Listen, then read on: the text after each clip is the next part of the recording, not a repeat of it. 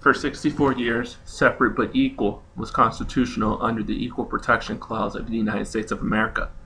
The court case, Plessy v. Ferguson, established the law, and it was applied throughout the United States beginning in 1890.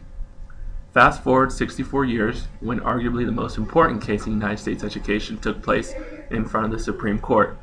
This case fought to show that separate but equal is inherently not equal at all. This landmark court case is known as Brown v. Board of Education, and it would forever change the course of educational history. This event was sparked by Oliver Brown, a man who filed a class action suit against the Board of Education of the city of Topeka, Kansas. His daughter, Linda Brown, tried to enroll in summer school at Sumner Elementary, a school that was only 7 blocks from her home. She was denied enrollment due to her skin color by the separate but equal clause. As a result, she was forced to walk 6 blocks to the bus stop and take a 1-mile bus ride to Monroe Elementary.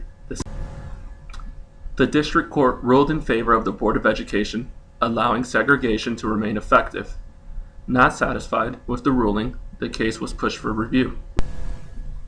Brown v. Board of Education is not one case. It is a culmination of 5 cases that were happening in the United States. All the cases were grouped together because they all were arguing the same topic, and that was segregation in schools. The other cases were Briggs v. Elliott, filed in South Carolina, Davis v. County School Board of Prince Edward County, filed in Virginia, Gebhardt v. Belton, filed in Delaware, Bowling v. Sharp, filed in Washington, D.C. The National Association of the Advancement of Colored People, or better known as the NAACP, backed up all the cases that were filed. Arguing for the plaintiffs was Thurgood Marshall, who would later be appointed to the Supreme Court. The Supreme Court could not initially come to a decision, pushing the ruling out until after the Supreme Court recess. Many felt this was a stall tactic by the judges who ruled in favor of the Plessy v. Ferguson clause.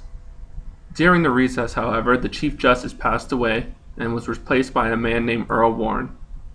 This became a defining moment in the case because Chief Justice Warren already supported integration in California. He was able to bring everybody together, and the vote was unanimous. Separate was not equal. Chief Justice Warren stated, "Separating the races is usually interpreted as denoting the inferiority of the Negro group. A sense of inferiority affects the motivation of a child to learn.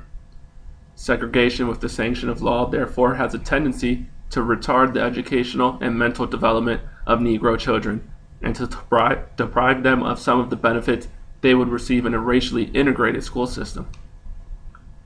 He would also go on to say that we conclude that in the field of public education, the doctrine of separate but equal has no place. Separate educational facilities are inherently unequal. After the ruling of Brown v. Board of Education in 1954, Brown v. Board of Education II would be brought to the Supreme Court, this time refuting the evidential support and questioning how integration should be implemented. Again, led by Chief Justice Warren, the Supreme Court unanimously voted 9 votes for Brown, 0 against. In the end, much responsibility was given to the local district to comply with the decision that was made in Brown v. Board of Education in 1954. Between the 1960s and 1970s, all schools were integrated in the United States, including the South. Brown v. Board of Education is a monumental court case.